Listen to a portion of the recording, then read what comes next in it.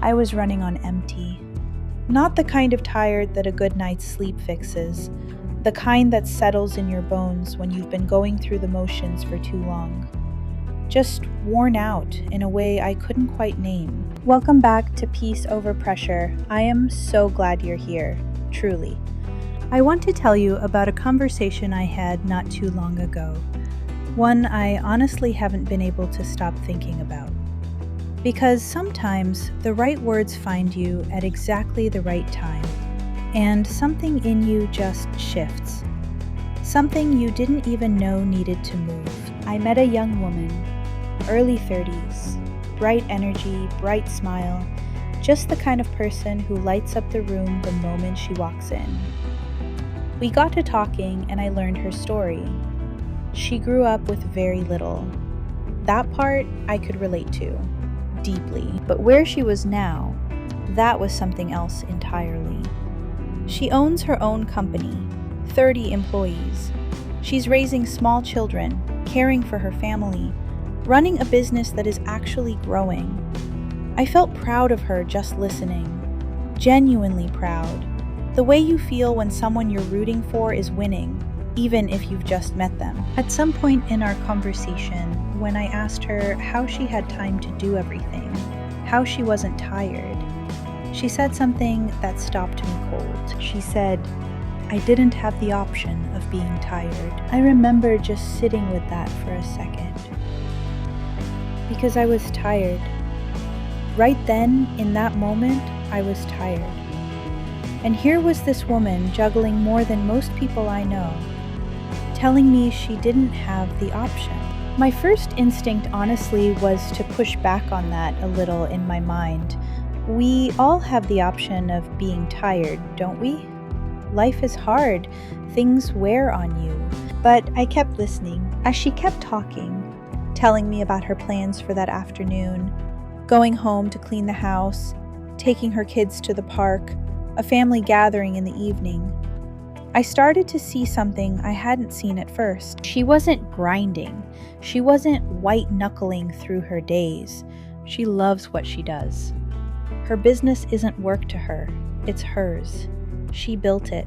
She chose it. And because of that, it doesn't take from her the same way. She works, but her work doesn't own her time or her life. She still goes home. She still shows up for her kids. She still has a life outside of it. That's when I understood what she meant. She doesn't have the option of being tired. Not because she's superhuman, but because she's doing something she actually loves. The energy comes back. It refills. I thought about how many of us, myself included at different points in my life, have spent years at jobs that slowly cost us more than they gave back. Not just time, not just energy, but pieces of ourselves, our patience, our creativity, our sense of who we actually are. There's a Gallup report that found only about 31% of workers are genuinely engaged at work right now, the lowest level in a decade. And for the first time since they started measuring it, struggling workers outnumber thriving ones. I believe it. I've lived it. And I suspect you might recognize it too. We stay because the bills are real. Because quitting feels irresponsible. Because we were taught somewhere along the way that exhaustion is just what work feels like, and you push through it. You don't have the option of being tired. So you keep going, and the going gets heavier. But here's what that conversation cracked open for me. She wasn't saying she never gets tired. She was saying she doesn't have the option of quitting on what she loves. That's a different thing entirely. When your work is something you chose, something that's yours, the phrase "no option" becomes a statement of devotion, not endurance. You're not white-knuckling. You're protecting something that matters to you. And that kind of tired?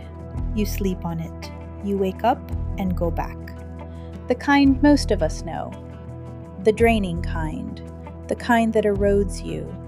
That doesn't go away with sleep. It accumulates. because you're not refilling, you're just spending. I'm not going to tell you to quit your job tomorrow. Life is not that simple, and I know it, but I will tell you this. That young woman isn't extraordinary. She's not lucky either. She grew up with very little, built something from scratch, and decided she was not going to give herself the option of walking away from it. That is achievable for more of us than we think.